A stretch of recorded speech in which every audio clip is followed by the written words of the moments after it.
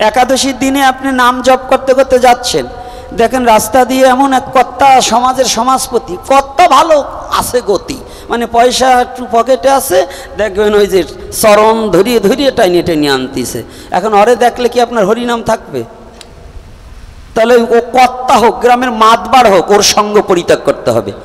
যে সনাতন ধর্মে জন্মগ্রহণ করে একাদশীকে বৈধ স্বীকার করে না, যারা একাদশীকে অবৈধ বলে বিবেচনা করে, কিছু ব্রাহ্মণও বেরিয়েছে কয় একাদশী সদুবা মানুষে করে না। হ্যাঁ, কথা হয় না তা না, আমি এবারে আমার ছেলে পেলেরে বলছি ওইটারে বাইরে মাইরি ওর বউরে বিধবা বানাইয়ে তার একাদশী করাবি। একাদশী তবু করতে হবে। কি কায়দা কি কম নাকি? কায়দা আছে। তো এইবার দেখুন, যাহার মুখ, তাহলে তাহার মুখ কার মুখ? হরিকথা ভুলে যাবে কার মুখে? কার মুখ দেখলে? যারা অনাচারী, যারা ভগবানের কে ভালোবাসে না। আর যদি একজন শুদ্ধ ভক্ত, তবে একটা কথা আছে, কালো যে বাদাম চুরি করেছে, ও যদি আজকে শুদ্ধ ভক্তের কৃপা পেয়ে যদি তার চর্যবৃত্তি দূরীভূত করে দিয়ে যদি আমার গোবিন্দকে ভালোবেসে যদি এই সঙ্গে আসে, তাকে সাধু বলে দণ্ডবোধ করিবে, এতে কোনো সন্দেহ নাই। পূর্বের কথা টেনে আনা যাবে না, এটাও আমার শাস্ত্রে প্রমাণ আছে। লক্ষ্যহীরা নটি ছিল, ভক্ত হরিদাসের কাছে গেল, হরিনাম কর্ণে প্রবেশ করে পরম বৈষ্ণবী হয়ে গেল, তাকে শ্রদ্ধা করেনি। তাহলে পূর্বের স্বভাব কেটে যায়। কোথায় গেলে? সাধুর সঙ্গে গেলে, সাধুর পরশে গেলে পূর্বের স্বভাব কেটে যাবে। তাহলে পূর্বের স্বভাব যদি দূর করিতে চাও, আগে ধরো গিয়ে সাধুগুরু বৈষ্ণবের পাও, যদি পূর্ব স্বভাব দূর করিতে চাও, না হলে হবে না। তো এইবার সনাতনের কথাটা একটু বললে তারপরে যাই। এই সনাতন গোস্বামী যখন গিয়েছিলেন, সনাতনের জন্য ভগবান অধীর অপেক্ষায় দাঁড়িয়ে আছে, অধীর অপেক্ষায় দাঁড়িয়েছে।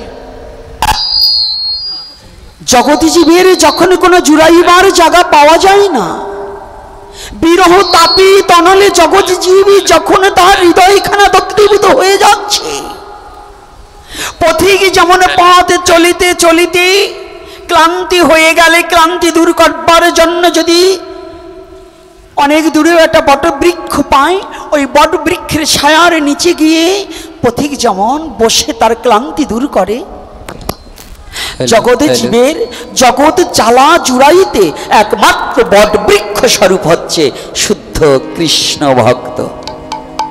যদি তোমার জ্বালাকে জুড়াইতে চাও, তাহলে কৃষ্ণ ভক্তের সন্নিকটে যাও, তা না হলে এই জ্বালা কখনো জুড়াবে না। তাহলে অপেক্ষামান ভগবান হচ্ছে একজন গোলকিপার। ভগবান গৌরহরি একটা গোলকিপার। খেলে কয়জন গো? একজন গোলকিপার আর 10 জন। চরম একটা কথা গো। এই চুপ, এখন ভালো কথা শোন। এখন বাজনা বুঝনা বাদ দে। সারা জীবন বাজাইছি কিন্তু নিজে বাজি নাই, শুধু বাজাই গেছে কিন্তু নিজে বাজি নাই। তার ছেঁড়া যন্ত্র। আমার 3টা তার আছে, এই যে আমার যে একটা দোতারা না, এই দোতারা 3টা তার, 17তম, এই 3টা তারের কাটিয়ে গেছে, এখন আর বাজে না। এই জন্য নিজে বাজাবার চেষ্টাও আর করি নাই। তো এই কথাটা একটু শোন। এই একটা ফুটবল টিমে কয়জন? বল লাইতে কয়জন? আর ধরে কয়জনে? তাই মানব দেহে ইন্দ্রিয় কয়টা? 11 ইন্দ্রিয়। মন 11 ইন্দ্রিয় না? তাহলে কয়জন? 11 জন। এই 10 ইন্দ্রিয় লাথি মারে, আর ওই মন হলো ধরি রাখার জন্য চেষ্টা করে। এটা কিন্তু একটা খেলার মাঠ, চরম খেলার মাঠ। এই খেলার মাঠে যদি বাবা একবার ফাউল হয়ে যাও, তাহলে কিন্তু হরিবোল হয়ে যাবে। হ্যাঁ, তাহলে এইবার কি এই গোলকিপার যেমন একটা বলকে ধরার জন্য এদিকে এদিকে, কোন দিকে বলটা গেল? জগৎজীব যখন এই মায়ার মাঠে খেলতে এসেছে না,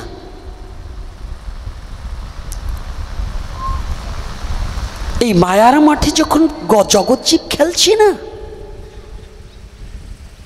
সনাতন ধর্মের 4 যুগের 4 জন ভগবানের চেয়ে এই কলির ভগবানকে কেন প্রাধান্য দিয়েছি জানেন? 3 যুগের ভগবান কখনো হাত উঁচু করে দাঁড়ায়নি। আর জানেন আমার গৌরহরি, গৌরী কথা বললে, সত্যি কথা বলি, ওর নামটা নিলেই আর আমি স্থির থাকতে পারি না। কারণ আমার গৌর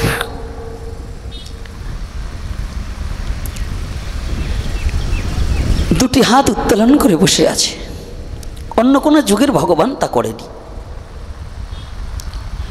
জগৎজীব যখন মায়ার লাথি খাচ্ছে, এই 10 ইন্দ্রিয় মায়ার লাথি খাচ্ছে, এই দেহেরও ফুটবলটা নিয়ে কোথাও দাঁড়াবার জায়গা নেই, যার কাছে যায় সেই লাথি মারে। আর আমার গৌর হরি গোলকিপার হয়ে দাঁড়িয়ে আছে, দুটি হাত উত্তোলন করে দিয়ে।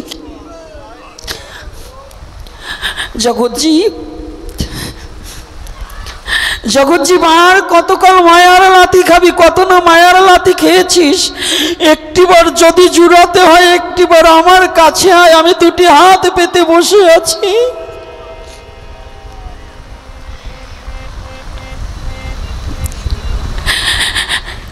একটিবার আমার দিকে ছুটে আয়, তোদের আর জুড়াবার কোনো জায়গা নেই।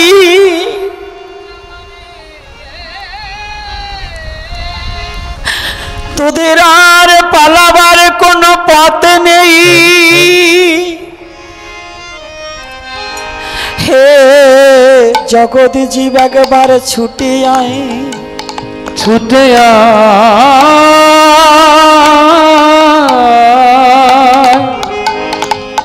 পিছনে থেকে পদকর্তা পদ যোজন করে বললেন, ফুটবল যেমন গোলকিপারের কাছে গেলে বক্ষে জড়িয়ে ধরে, জড়িয়ে ধরে, তাদের জগৎজীবী যখন মায়ার লাথি খেতে খেতে কোন জুড়াবার জায়গা না থাকে, জায়গা পায় না, এই জগৎজীবের জন্য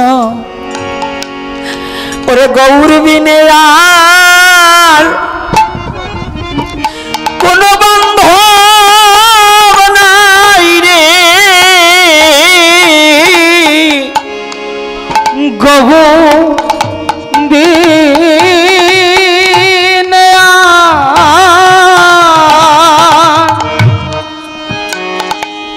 কোন বান্ধব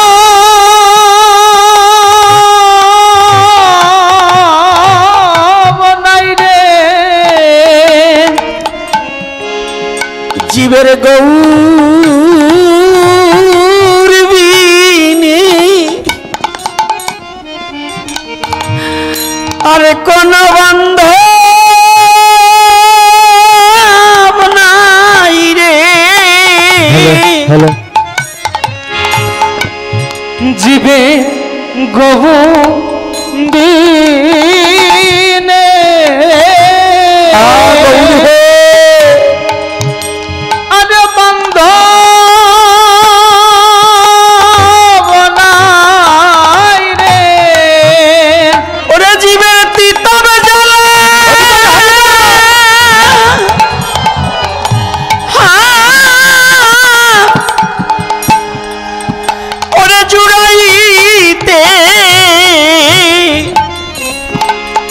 জীবের গৌর বিনে আর বান্ধব নাই রে। জীবের ত্রিতা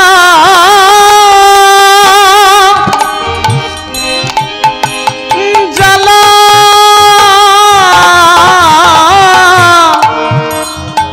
মিটাইতে গৌর বিনে বান্ধব নাই রে। জীবের ওই গৌরের চরণী কেবল মাত্র সম্ভব, গৌর চরণী একমাত্র একমাত্র সম্ভব। চরণী জীবেরা মাত্র সম্বল। জীবে গৌরের চরণী এক, গৌরের চরণ বিনে একমাত্র একমাত্র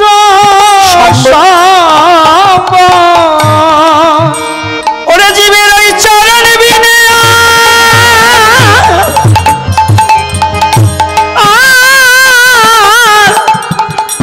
কিবা প্রয়োজন।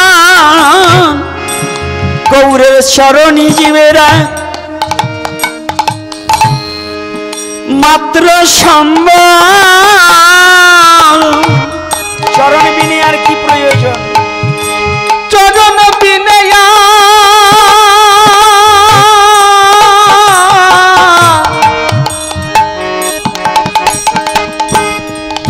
জীবের কি প্রয়োজন?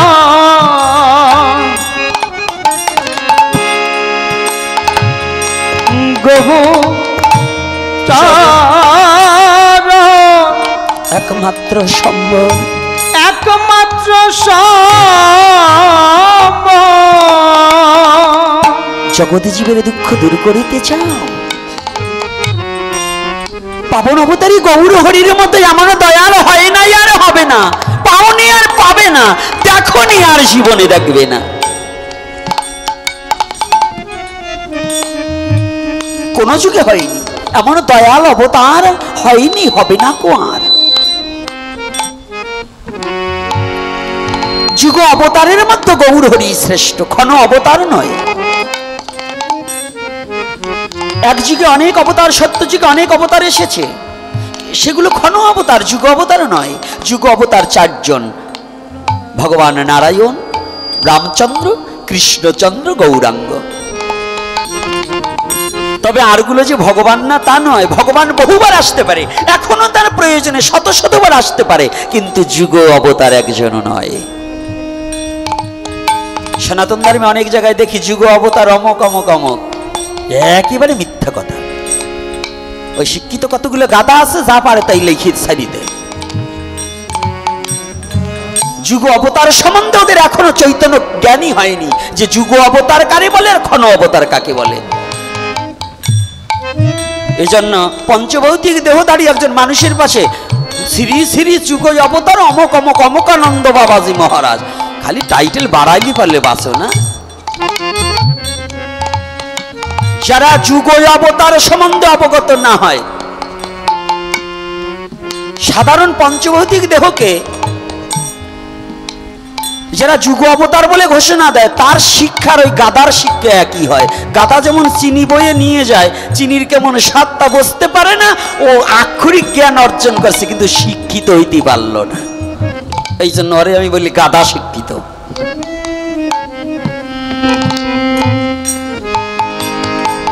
আক্ষরিক জ্ঞান হলে শিক্ষিত হওয়া যায় না, আগে বুঝতে হবে যুগ অবতার কাকে বলে, ক্ষণ অবতার কাকে বলে, বিশেষ অবতার কাকে বলে। নৃসিংহ অবতার ইনি যুগ অবতার নয়। যত পূজা করুক, নৃসিংহ অবতারের পূজা করতে করতে, নৃসিংহদেবের পূজা করতে করতে মরিয়ে যাবে, তবু রাধা কৃষ্ণকে পাবে না। কারণ ওটা প্রহ্লাদের জন্যই, বিশিষ্ট একজন ব্যক্তির জন্য, ভক্তকে রক্ষা করার জন্য আসছিল।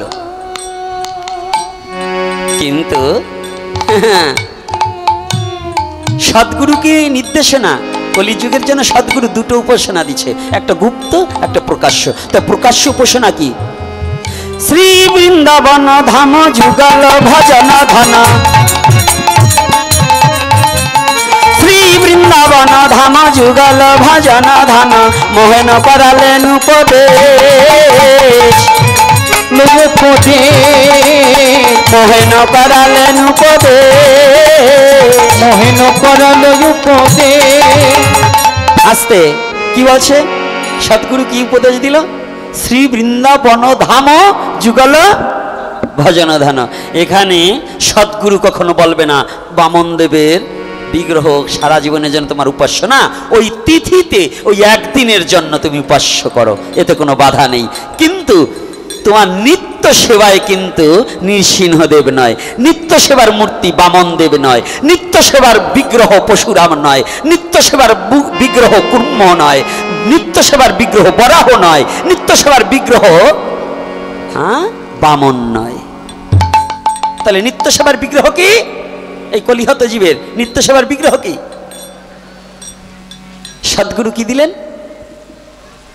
যুগল ভজন। তাহলে রাধা গোবিন্দের রাধা কৃষ্ণ, আর যারা সদ্গুরু এই কৃষ্ণ রাধাকে যারা চিনতে চাও, বুঝতে চাও, ভক্তরূপী ভগবান গৌর হরি এসেছে, তাকেও হৃদয়ে ধারণ করিয়া লও। এজন্য চৈতন্য লীলাটাকে বিশেষ করে জানা বোঝার একান্ত প্রয়োজন আছে। সনাতনকে আকর্ষণ করে নিয়ে এসেছিল সেদিন চন্দ্রশেখরের ঘরের ভিতরে বসে। এই যে সাধুসঙ্গ দুই প্রকার, বহু ভক্ত নিয়ে হয় নাম সংকীর্তন, অন্তরঙ্গ ভক্ত নিয়ে হয় প্রেম আস্বাদন। ওটা বলে কিন্তু শাস্ত্রে প্রেমের কথা। আরে ওয়া বাদ দেও, দাঁত জ্বালায় নাই তাই কি মরবা নাকি?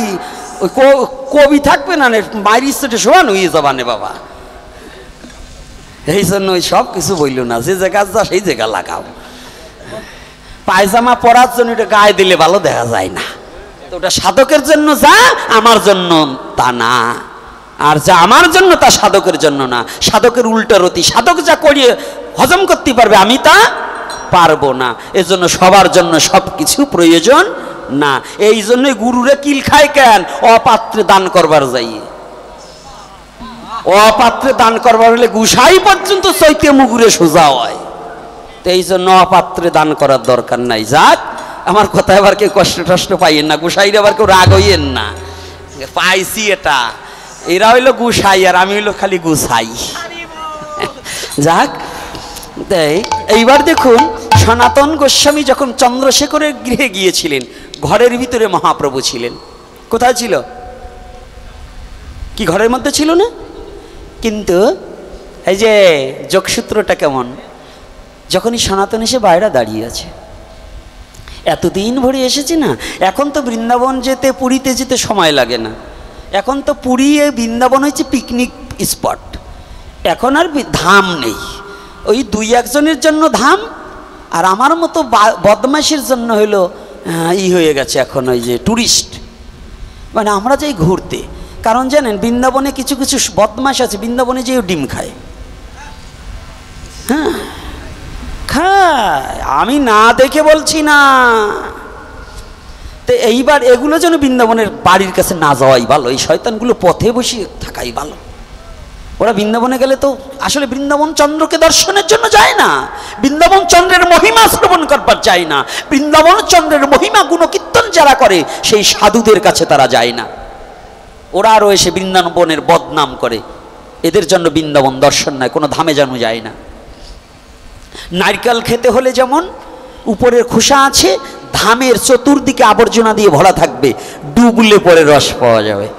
তো প্রতিটা ধামে বাইরা দিয়ে আবর্জনা থাকবে, কিন্তু ভিতরে প্রেম আছে, ভাব আছে, রস আছে। হ্যাঁ, এগুলো আস্বাদন করতে হলে সঙ্গ করতে হবে। ওই শ্রীগাল কুকুরের মতো খালি দৌড়দৌড়ি করলে পরে তীর্থে যেয়ে শুধু ভালো খাওয়া, ভালো হোটেলে থাকলে কাজ হবে না। বাগানের ভিতরে ঘুরে যেখানে যারা তেগী পুরুষ আছে তাদের চরণে পড়ে যেতে হবে, তাদের কাছে সঙ্গ নিতে হবে। খালি পকেটের টাকা, ছেলে বিদেশে গেছে, বাবার বড় ব্যবসা আছে, ওই টাকা নিয়ে শুধু ঘুরে তীর্থ ঘুরলে কোনো কাজ হবে না। একটু কষ্ট করতে হবে। আদরের দুলাল আর দুলালি সাজলে কাজ হবে না। ওখানে গিয়ে হাঁটতে হবে, ব্রজমণ্ডল পরিক্রমা করতে হবে চটি ছাড়া। জুতো পায়ে দিয়ে বাবুগিরি দেখালি পরে হবে না। ওই বাবু যারা তারা ওই জায়গায় কাবু। তো এই জন্য ব্রজে গেলে ঘুরতে হবে। তো সনাতন গোস্বামী হোসেন শাহের দরবার হইতে ওইখানে চন্দ্রশেখরের গৃহে যেতে অনেক কয় মাস টাইম লেগে গেলে, হেঁটে হেঁটে, পাহাড়ের উপর দিয়ে হেঁটে। এইবার বড় বড় চুল, বড় বড় দাড়ি, হুম্বো ঝুম্বো সব হয়ে গেলেন। এমনকি হুকুম যা পড়েছে মানে বিচ্ছিরি। কিন্তু কেউ না চিনুক, 1 লাখ গাভীর মধ্যে 1 লাখ বৎস থাকবে, কিন্তু ঠিক ওই বৎসটা তার মা গাভীটাকে চিনে নেবে, আর মা গাভীটাও কিন্তু তার বৎসটাকে চিনে নেবে। তদ্রূপ কোটি কোটি জীব থাকবে, তার মধ্য দিয়ে ভগবান ঠিকই তার শুদ্ধ ভক্তকে সে চিনে নিতে পারে। কোটি কোটি জীব থাকবে, তার মধ্য দিয়ে শুদ্ধ ভক্তকে ভগবান ঠিকই চিনে নিতে পারবে। তাই যখনই চন্দ্রশেখরের দ্বার প্রান্তে সনাতন এসে দাঁড়িয়েছে না, প্রভুর আনন্দে ধরছে না। ভক্তকে ধরার জন্য ভগবানের কত আনন্দ গো। তবু ভক্ত কি, বৈষ্ণব কি, এই তত্ত্বটাকে বুঝাইবার নিমিত্তে ভগবান গৌরহরি চন্দ্রশেখরকে ডেকে বলছে, চন্দ্রশেখর, আজ না তোমার গৃহে একজন বৈষ্ণব এসেছে, বৈষ্ণবকে একটু বুলাহ। এই যে বুলাহ ভাষাটা কিন্তু উড়িয়া ভাষা, এটা কিন্তু আরবি ভাষা নয়। আপনারা যারা মনে করেন বুলাহ বললে আরবি ভাষা, না, চৈতন্য চরিতামৃতে বুলাহ কথাটা উল্লেখিত আছে, আছে কি না? পানি, পানি যেমন কি ভাষা? হিন্দি ভাষা। এটা কিন্তু উর্দু নয়, আরবি নয়, এটা হিন্দি ভাষা। তদ্রূপ আমাদের মিশ্রণ ভাষায় আমরা চলি, তো তদ্রূপ উড়িষ্যার কিছু ভাষা আছে, আমরা মনে হয় যে অন্য ধর্মের ভাষা, কিন্তু সেটা নয়, ওই অঞ্চলের ভাষা, একটা আঞ্চলিক ভাষা আছে। তাই বলছি বুলাহ মানে ডাকো। এখন চন্দ্রশেখর দরজার সামনে গিয়ে দেখে দূরে একটা লোক দরবেশ রূপে দাঁড়িয়ে আছে, কিন্তু কোনো বৈষ্ণব নয়। এই যে আমাদের সাধুরা যারা না, এই যে মালা তিলক যারা আছেন, আবার কষ্ট পাইয়েন না কেউ। আমরা অনেক লোকে ভাবি কি মালা তিলক যার গলায় আছে, আর এই একটু তিলক বড় করে যে কাটছে, আর গোপীনাথের মতো মোটা মোটা মালা যেটা এনেছে, ওইটাই বুঝি বড় সাধু, ওইটাই বুঝি বড় বৈষ্ণব। আর একজন বৈষ্ণব আছে যে নোংরা কাপড়ে আছে, কিন্তু একটা ছোট মালা নিয়েছে, একটু তিলক ধারণ করেছে, কিন্তু সে এত কিছু জানে না, কিন্তু একটা শুদ্ধ মন আছে। এখন আমি ভাবি কি, আমরা অনেকেই ভাবি মোটা মোটা যেটা মালা আছে ওইটাই বুঝি বড় বৈষ্ণব। কি এরকম আমরা অনেকে ভাবি না? কিন্তু না, এটার একটু তাৎপর্য আছে। আমার একদিন জিজ্ঞাসা করছে যে এত মোটা মালা নেছেন কেন, আর এতগুলো নেছেন কেন? আমি বলছি, মা তোমার বাড়ি আরিয়ে গরু পোষছো কোনো দিন? হ্যাঁ পুষছি। আমার তো যেটা সবচেয়ে শক্তিশালী আরিয়ে গরু, এর খেতে যাবার চাই, ওর খেতে যাইতে চাই, ওইটারে কি চিকন দড়ি দিয়ে বাঁধো না মোটা দড়ি দিয়ে বাঁধো? কই মোটা। বলে আমিও এককাল ওই আইয়ে গরুর মতো ছিলাম, তো ও খেতে যাই, ও খেতে যাই, গৌর হরি কৃপা করে এই মোটা রশিদে বাইদি দিতেছে যে শালা আর এ খেতে ও খেতে যাইস না, এ খেতে ও খেতে যাইস না। তাহলে মোটা মালা নিলেই যে সে বড় সাধু, এটা কিন্তু নয়। শুদ্ধ মন যদি না থাকে তাহলে সাধু হওয়া যায় না। সাধুর বিচারটা হচ্ছে মনের উপর। শুদ্ধ মন যার তিনি সাধু। মহাপ্রভু বললেন চন্দ্রশেখর বৈষ্ণবকে ডাকো। চন্দ্রশেখর এসে বলছে, প্রভু কোনো বৈষ্ণব তো দেখি না। বলছে কোনো বৈষ্ণব দেখো না? বলছে না। বলছে কাকে? বলছে আমি একজন দরবেশকে দেখছি। বলছে ওকেই ডাকো, ওই তো পরম বৈষ্ণব। যখনই বলছে ওকেই ডাকো, চন্দ্রশেখর বলছে দরবেশ বাবা, আপনাকে প্রভু একটু ভিতরে। বলছে না না, একটু কথা, ছোট্ট কথাটা বুঝে নিন। ভগবানকে অনন্ত কোটি পৃথিবীর জীবকুল ভগবানকে ডাকছে, আর চন্দ্রশেখরের ঘরে সম্পূর্ণ উল্টো হয়ে গেল। যে ভগবানকে অনন্ত কোটি জীব ডাকছে, আর আজকে সেই ভগবান সনাতনকে ডাকছে। কথাটা এখানে, যে অনন্ত কোটি জীব ভগবানকে ডাকছে, সেই ভগবান চন্দ্রশেখরকে দিয়ে ভগবান ডাকাচ্ছে সনাতনকে। সনাতন। মহাপ্রভু চন্দ্রশেখরের ডাকে যখন সনাতন আসছে না, মহাপ্রভু নিজেই ঘরেতে বেরিয়ে গেলেন। ঘরেতে বেরিয়ে আসছে, সনাতন আসো বাবা, দাঁড়িয়ে আছে। সনাতন একবার প্রভুর চরণের দিকে তাকিয়ে বদনখানা দেখার সাথে সাথে সনাতনের শরীর কাঁপছে, আর দর দর করে দুটি নয়নের জলে বক্ষ প্লাবিত হয়ে যাচ্ছে। প্রভু করুণা করে তোমার চরণ দর্শন দিয়েছ প্রভু, দয়াময় অযোগ্য পাত্রে তুমি করুণা করে আমাকে একবার দেখা দিয়েছ।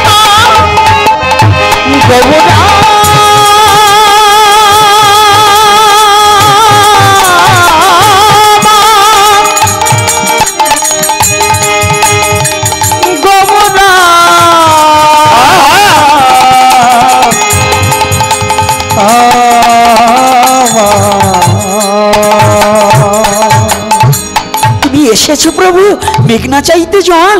আমি তো এমন কোনো কর্ম করিনি, তুমি আমাকে দেখা দেবে। আমি তো জীবনে এমন কোনো কর্ম করিনি, তোমাকে দেখার যোগ্যতা তো আমার নেই। তুমি আমাকে দেখা দিয়েছো প্রভু। দূর হতে ভূলণ্ঠিত হয়ে সনাতন পড়ে গেলেন। দণ্ডের ন্যায় দণ্ড যেমন পড়ে যায়, সনাতন পড়ে গিয়েছে। প্রভু হঠাৎ করে সনাতন যখনই দণ্ডবোধ করছে, দেখতে পায় আঙিনার মাঝে, চন্দ্রশেখরের আঙিনার মাঝে কত চরণ চিহ্ন পড়ে আছে। সবার চেয়ে আলাদা একটা চরণ চিহ্ন পড়ে আছে ওখানে। কোন চরণের সাথে তার ওই চরণটা মিশছে না। সনাতনের বুঝতে আর বাকি রইলেন না। সনাতন বললেন, প্রভু জীবনেতে এমন কোনো কর্ম করিনি তোমার চরণ স্পর্শ করব। তাহলে ভাগ্য, তুমি আমার জন্য তোমার চরণ চিহ্ন রেখে দিয়েছো। একটিবার করুণা করে ওই চরণ চিহ্নের ধুলি আমার সর্বঙ্গে মাখি, দেখি আমার হেন জন্ম ধন্য হয় কিনা।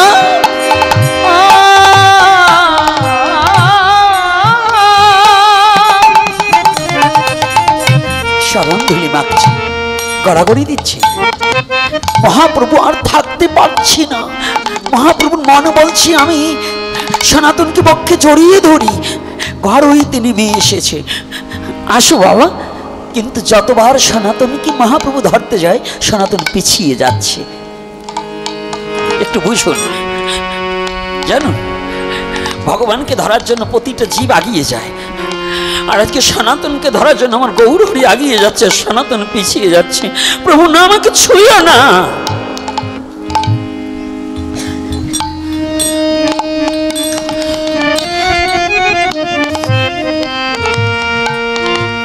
গোবরমা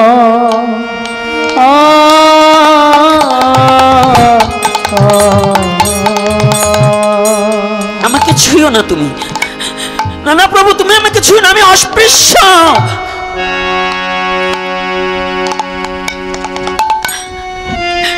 আয় বাবা, আমার কাছে আয়।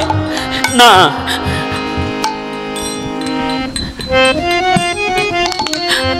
আমি অস্পৃশ্য, আমাকে ছুলে তুমি অপবিত্র হয়ে যাবে প্রভু। কত দৈন্য গো। আমি গোপীনাথ জীবনে কোনোদিন এটা বলতে পারলাম না যে আমি জীবনে সাধু হতে পারলাম না, আমি পাপী, আমি দুরাচার, এটা বলতে পারি না। মনে মনে ভাবে আমি বড় সাধু হয়ে গেছি। আর সনাতন বলছে, না না প্রভু, একজন রাজমন্ত্রী কোষাধ্যক্ষ থাকাকালীন সে বলছে, প্রভু গো আমি অস্পৃশ্য। এত বড় বিদ্বান হয়ে বলছে আমি মহামূর্খ, তুমি আমাকে ছুঁয়ো না, আমাকে ছুঁলে তুমি অপবিত্র হয়ে যাবে। আর আমাদের সমাজের কথা কি? আমি কি ওই সাধুর চেয়ে কি কম জানি নাকি? আমার হাতে সাধু খাবে না কেন? যারা এই কথাটা ভাবুন, একটিবার ভেবে দেখুন। সনাতন এত বড় শুদ্ধ মহাত্মা হয়ে যাকে ভগবান জড়িয়ে ধরতে যায়, সে বলছে তুমি আমাকে ছুঁই না, আমি অস্পৃশ্য। আর আপনি জীবনে কতটুকু ভজন করেছেন যে একজন সাধুকে বলেন যে আমার রান্না খাবে না কেন? কি অধিকার আপনার আছে?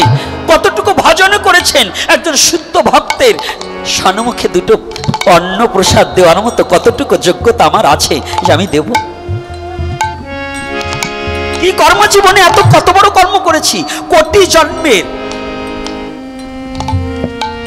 সুকৃতি না থাকলে বহু জন্মের পুঞ্জিত ফলম হেন জন্ম লভয়তে। বহু জন্মের পুঁজি করা সম্পদ না থাকলে এক জন্মের কৃপায় কখনো ভগবানের সেবা, ভগবানের ভক্তের সেবা দেওয়া যায় না, করা যায় না।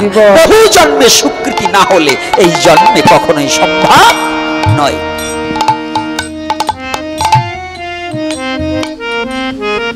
সনাতন যখন পিছিয়ে যাচ্ছে, মহাপ্রভু আরো জোর গতিতে ধরতে যাচ্ছে। বলছি না না, আমাকে ছবি না। বলছি সনাতন কেন? বলছি তুমি যে অপবিত্র হয়ে যাবে। সনাতন জানিস আমি মাঝে মাঝে অপবিত্র হয়ে যাই, আমি ভগবান হয়ে মাঝে মাঝে অপবিত্র হয়ে যাই। আর আমি যখন অপবিত্র হয়ে যাই না, এই জগতে জীব ওই অপবিত্র হলে গঙ্গায় স্নান করলে সে পবিত্র হতে পারে, কিন্তু আমি যখন অপবিত্র হই আমার শুদ্ধ ভক্তকে আমার বক্ষে নিয়ে আমি পবিত্র হই। আমার শুদ্ধ ভক্ত একবার আমার বক্ষে আয়,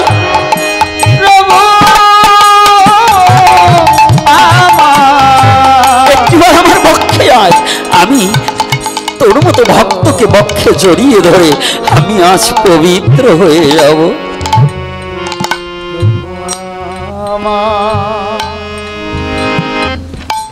কথাটা কোথায়?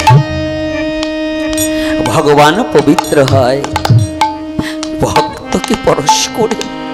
এই কথাটা আর একদিন প্রকাশ করেছিলেন মহাপ্রভু, সেদিন হরিদাসকে পরশ করে। হরিদাস বলেছিল, প্রভু তুমি আমাকে ছুঁয়ো না। সেদিনও প্রভু এই কথাটা হরিদাসের বেলায়ও প্রকাশ করেছিল, না না আয় আমার কাছে আয়। হরিদাস তুমি ছাড়া বিশ্বজগতে বলো আমাকে বোঝার মতো আর কার শক্তি আছে? হরিদাস মহাপ্রভুকে বুঝেছিল, চিনেছিল, যার কারণে বাঁশবাজারে বেত্রাঘাত, সমস্ত বেত্রাঘাত মহাপ্রভুর পৃষ্ঠদেশে লেগেছিল। দীর্ঘায়ু করব না, কারণ অনেক সময় নিয়েছি। তবে আমি সবাইকে বলতে চাই, আর দীর্ঘায়ু করার কায়দা নেই, কারণ গৌরহরি যতটুকু আলোচনা করিয়েছে এটা অনেক। আমি ধীরে ধীরে এসছিলাম, আমার ভাগ্যে তো শ্রবণ হয় না, কারণ নববিধা ভক্তির মধ্যে প্রথমেই হচ্ছে শ্রবণ। তা আমি এই নববিধা ভক্তির মধ্যে একটাও আমার মধ্যে বিদ্যমান নেই, কারণ এখন এমন একটা জায়গায় পৌঁছিয়েছি, অসুরত্ব প্রভাব নিয়েছি, এখানে আসরিক স্বভাব নিয়ে চলছি আপনাদের চরণ প্রান্তে। এখন আর শ্রবণ হয় না বেশি। তবে আজকে শ্রবণের লালসায় আমি নিচে বসেছিলাম, যে আমার শুভঙ্কর বাবা, ওর বদনখানাই ভক্তিমতী, ওর বদনখানা দেখলেই যেন ভক্তিটা এমনিতেই চলে আসে। শুদ্ধ ভক্তের এটাই তো চাউনি, তোমার মিষ্টি করো ভাষা, চলন তোমার মিষ্টি করে ঘুচাও সবার ব্যথা। এখন আমার ওই ভাবটা নেই, আমার ওই আসরিক ভাব হয়ে গেছে, আর আসরিক শক্তিটাও আমার ভিতরে কাজ করছে। তাই তথাপি আপনারা কৃপা করবেন যেন আপনাদের চরণধুলি শিরে ধারণ করতে করতে যেন আসরিক স্বভাবটা দূরীভূত হয়ে যেন আপনাদের চরণ প্রান্তে একটু যেতে পারি।